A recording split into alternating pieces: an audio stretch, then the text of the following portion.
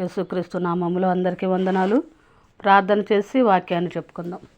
సర్వోన్నతుడా, సర్వశక్తిమంతుడా, జీవాధిపతి మీకు వందనాలు అయ్యా. మీ ఉచితమైన కృపను బట్టి ప్రార్థన చేస్తూ ఉన్నాం. ప్రార్థనని మీరు ఆలకించండి, ప్రార్థనకు ప్రతిఫలం దయచేయండి. అలాగే మంచిగా వాక్యము చెప్పగలిగిన జ్ఞానాత్మతో నింపండి. మీ సహాయాన్ని దయచేయమని యేసునామంలో అడిగి వేడుకొంచున్నాము తండ్రి, ఆమేన్.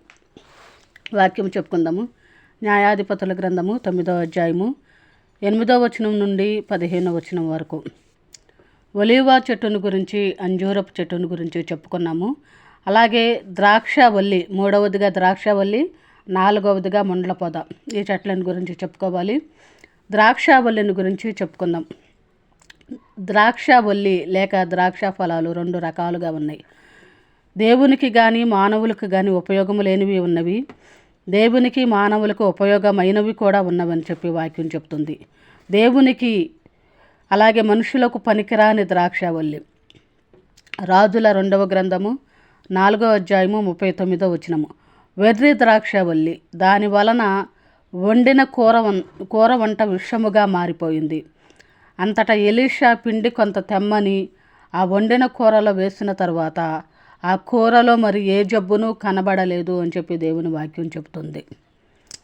అయితే విషము అంటే ఏంటి? విషము అంటే మానవ హృదయములో ఉన్న పాపానికి గుర్తు. విషము వలె మానవ హృదయములో పాపము నిండిపోయి ఉంది. హృదయము మోసకరమైనది, అది ఘోరమైన వ్యాధి కలిగినది అని దేవుని వాక్యం చెప్తుంది. అయితే ఆ మోసము పోవాలంటే, ఆ విషము, పాపమైన విషము పోవాలంటే యేసుక్రీస్తు ప్రతి ఒక్కరి కొరకు కూడా రక్తాన్ని చిందించాడు. ఆయన రక్తములో హృదయములో ఉన్న ప్రతి విధమైన పాప దోషాలను ఒప్పుకొని వాటిని విడిచిపెట్టాలి అని వాక్యం చెప్తుంది. ఆయన సిలువలో కార్చిన రక్తములో ప్రతి పాప దోషాలను ఒప్పుకొని విడిచిపెట్టే వారముగా మనం ఉండాలి. అలా ఉంటే అగ్నిగుండము నుండి, 2వ మరణమైన అగ్నిగుండము నుండి మనం తప్పించబడతామని చెప్పి వాక్యం చెప్తుంది. కాబట్టి మన హృదయంలో ఉన్న పాపమంతా తీసివేసుకున్న వారముగా మనం బ్రతకాలి, దేవుని కొరకు జీవించాలి. అలాగే యెషయా గ్రంథము 5వ అధ్యాయము 1 నుండి 4 వచనాలు. సత్తువ భూమి గల కొండ మీద శ్రేష్టమైన ద్రాక్ష తీగలను దేవుడు నాటించాడు. దాని కొరకు ఆయన చాలా శ్రమ పడ్డాడు. కానీ ఆయన మాత్రము శ్రేష్టమైన ద్రాక్షవల్లిని నాటాడు అని చెప్పి దేవుని వాక్యం చెప్తుంది. ఆయన మంచి ఫలాలు ఫలించాలి అని చెప్పి ఎదురు చూస్తూ ఉన్న సమయములో ఆయన శ్రేష్టమైన ఫలాలను విత్తి, ఆ ఫలాలు మంచిగా ఫలించాలి, మంచి ఫలాలను అందించాలి అని దేవుడు ఎదురు చూస్తూ ఉన్నప్పుడు ఆ ద్రాక్షవల్లి మాత్రము కారు ద్రాక్షాలు కాసింది అని చెప్పి వాక్యములో రాయబడి ఉంది. కారు ద్రాక్షాలు అనగా మానవుని హృదయములో ఉన్న పాపానికి గుర్తు. అలాగే మానవుని హృదయంలో ఉన్న చెడ్డ క్రియలకు, చెడ్డ తలంపులకు, చెడ్డ ఆలోచనలకు గుర్తు. కాబట్టి ప్రతి ఒక్కరము కూడా ఏం చెయ్యాలి అంటే కారు ద్రాక్షాలు కాసే వారముగా ఉండకూడదు, మంచి ఫలాలు ఫలించే వారముగా ఉండాలి. యేసుక్రీస్తు శిలువ ప్రేమను అనేకులకు చాటి చెప్పే వారముగా, ప్రకటించే వారముగా ఉండాలి. ఈ లోకములో యేసుక్రీస్తు తన బిడ్డలను మంచి శ్రేష్టమైన ద్రాక్షవల్లి వలె నాటాడు. కాబట్టి నాటబడిన ద్రాక్షవల్లి మంచి ఫలాలు ఫలించాలి. అవి మనుషులకు ఉపయోగపడతాయి, దేవునికి కూడా ఉపయోగం అవుద్ది. కానీ దేవుని బిడ్డలైన వారు ఎలా ఉండాలి అంటే మంచి ఫలాలు ఫలించాలి అంటే హృదయంలో చెడ్డ క్రియలు, చెడ్డ ఆలోచనలు రాకుండా వాటిని కాపాడుకోగలగాలి. మంచి క్రియలను మనం ఇతరులకు చూపించే వారముగా ఉండాలి. మన ప్రవర్తనను జాగ్రత్తగా కాపాడుకోవాలి అని వాక్యం చెప్తుంది. కాబట్టి ఆయన శ్రేష్టమైన ద్రాక్షవల్లిని నాటాడు. శ్రేష్టమైన ద్రాక్షవల్లి శ్రేష్టమైన మంచి ఫలాలను ఫలించాలి, కానీ కారు ద్రాక్షాలు కాయకూడదు. అలాంటి క్రియలు మన ద్వారా జరగకూడదు. దేవునికి మహిమ రావాలి, అలాగే అనేకులకు మహిమకరంగా దేవుని బిడ్డలు జీవించాలి అని దేవుని వాక్యం చెప్తుంది. అలాగే మంచి ద్రాక్షవల్లి, యోహాను సువార్త 15వ అధ్యాయము 1వ వచనము. నేను నిజమైన ద్రాక్షవల్లిని, నా తండ్రి వ్యవసాయకుడు అని యేసుక్రీస్తు చెప్తున్నాడు. నిజమైన ద్రాక్షావల్లి అయిన యేసుక్రీస్తు మానవులకు ప్రతి ఒక్కరికి కూడా శ్రేష్టమైన సారమును ఆయన ఇచ్చుచున్నాడు. ఆయనలో ఉన్న జీవాన్ని ప్రతి ఒక్కరికి ఆయన ఇస్తూ ఉన్నాడు. ఆదికాండము 2:7 దేవుడైన యెహోవా నేలమంటితో నరుని నిర్మించి వాని నాసికారంధ్రములో జీవవాయువును ఊదగా నరుడు జీవాత్మాయను. ఆ ప్రకారము మనుషులందరూ జీవాత్మ కలిగిన వారుగా ఉన్నారు అని వాక్యం చెప్తుంది.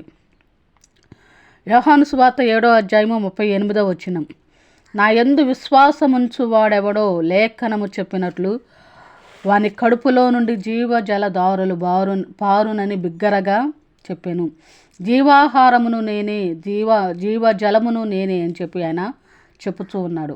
ఆయనకు వచ్చిన ప్రతి ఒక్కరూ కూడా, ఆయన యొద్దకు వచ్చిన ప్రతి ఒక్కరూ కూడా ఆయనలో ఉన్న జీవాన్ని పొందుకోవాలి. అలాగే జీవజలాలను పొందుకున్న వారిగా ఉండాలి. దేవుని యొక్క విలువైన శ్రేష్టమైన మాటలతో మన హృదయము నింపబడాలి.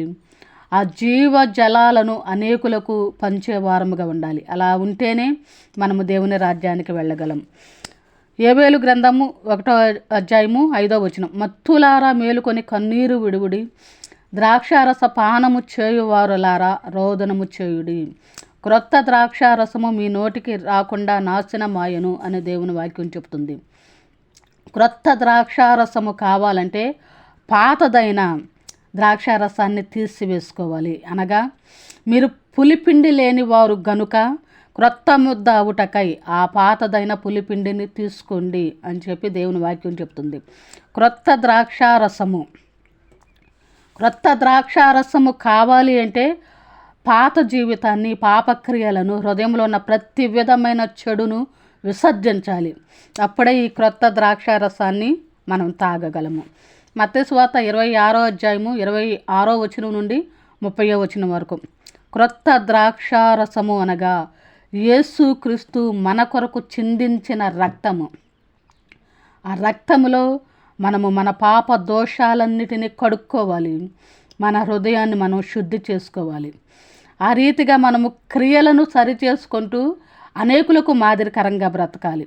అనేకులకు మనం మాదిరికరంగా బ్రతికితే మన జీవితాన్ని బట్టి దేవుడు ఆనందిస్తాడు. అలాగే మనము కూడా అనేకులకు మాదిరికరంగా ఉంటాము అని చెప్పి దేవుని వాక్యం చెప్తున్నాడు.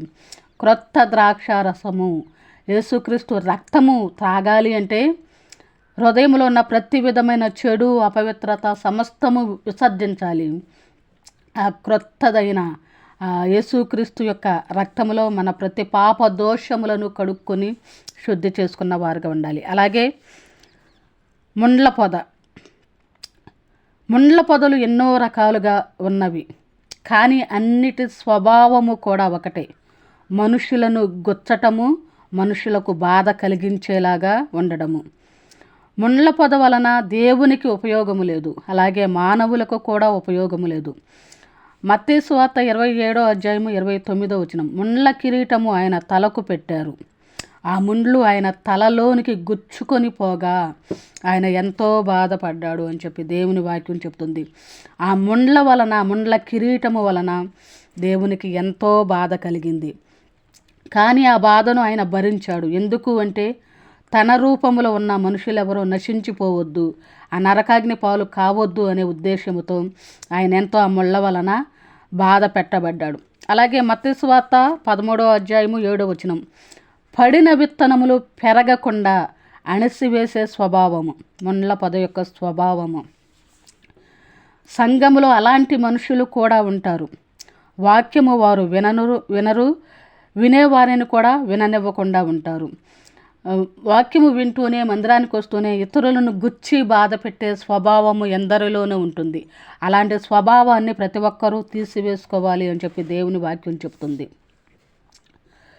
తుమ్మ చెట్టును కూడా ఎన్నో ముళ్ళుంటాయి, కానీ తుమ్మకర్ర నోవాహు వాడాడు, అలాగే మోషే మందసమునకు వాడాడు. అవి వాడబడినవి దేవుని కొరకు ఒక వస్తువుగా వాడబడినవి అంటే కారణం ఏంటి అంటే దానికున్న ప్రతి విధమైన ముళ్ళులు కూడా చెక్కివేయబడినవి కాబట్టి వాడబడినవి. అలాగే మనము కూడా మన జీవితాలలో ముళ్ళు లాంటి స్వభావము, ఇతరులను గుచ్చి బాధ పెట్టే స్వభావము, ఇతరుల మీద చెడు మాటలు చెప్పే స్వభావము, ఇతరుల మీద అసూయ ఉంటే ఇలాంటి ప్రతి విషయాలను కూడా హృదయంలో నుండి తీసివేసుకోవాలి అని చెప్పి దేవుని వాక్యం చెప్తుంది. మనం ఇతరులను బాధ పెట్టకుండా ఉండేవారిగా ఉండాలి, మంచి మాట్లాడేవారిగా ఉండాలి. మృదువైన మాట క్రోధమును చల్లార్చును, నొప్పించు మాట కోపమును రేపును అని దేవుని వాక్యం చెప్తుంది. కాబట్టి మనం ప్రతి వారితో మృదువుగా మాట్లాడాలి. మనం మాట్లాడితే ఇతరులకు ఆదరణ కలగాలి, ఓదార్పు అనేది కలగాలి. కానీ మాటల ద్వారా ఎవరిని బాధించవద్దు అని చెప్పి దేవుని వాక్యం చెప్తుంది. ఆ విధంగా మనలో ఉన్న ఆ ముళ్ళ స్వభావాలన్నీ కూడా తీసివేసుకొని దేవునికి మన హృదయాన్ని సిద్ధపరచాలి. ఈ ముళ్ళ పొద మాత్రము ఆ చెట్లు అడిగినప్పుడు రాజుగా ఉండడానికి అంగీకరించింది. అధికారము లేదు, దాని నీడను కూడా ఏవి కూడా ఉండలేవు. కానీ ముళ్ళ పొద అంగీకరించింది అంటే, మీరు నన్ను రాజుగా ఆశ్రయించిన వెడల రండి, కోరుకున్న వెడల రండి, నా నీడను ఆశ్రయించండి అంటుంది. లేదంటే అగ్ని నాలో నుండి వచ్చి మిమ్మల్ని కాల్చివేస్తుంది అని చెబుతుంది. అలాగే మందిరాలలో కూడా అధికారము లేని వారే అధికారాన్ని కోరుకుంటారు. దేవుని యొద్ద ఏ విధమైన అర్హత లేని వారే అధికారము కోసం చూస్తూ ఉంటారు. కానీ అలాంటి స్వభావము దేవుని బిడ్డలుగా ఉండవద్దు అని చెప్పి దేవుడు చెప్తున్నాడు. అలాంటి కఠినమైన స్వభావము ఉంటే, మరి ఇతరులను బాధ పెట్టే స్వభావము ఉంటే దానిని దేవుని దగ్గర ఒప్పుకొని విడిచిపెట్టి దేవుని దగ్గర మన హృదయాలను శుద్ధి చేసుకుని మనము అనేకులకు మాదిరికరంగా జీవించాలి. అలాగే ప్రతి ఒక్కరూ కూడా ఏ ఒక్కరూ అధికారాన్ని కోరుకోకూడదు. దేవుడిచ్చిన అధికారాన్ని ఉపయోగించుకుంటూ దేవుని కొరకు జీవించాలి. అదే సమయంలో యేసుక్రీస్తు మన కొరకు ఎంత శ్రమ పడ్డాడు, ఎంతగా బాధించబడ్డాడు, ఎంతగా అవమానించబడ్డాడు, దానిని తలచుకుంటూ ఇతరులకు మహిమకరంగా, దేవునికి మహిమకరంగా ఇతరులను దేవుని యొద్దకు నడిపించే వారంగా మనం బ్రతికితే దేవుని రాజ్యానికి మనం చేర్చబడతాం. ఆమేన్.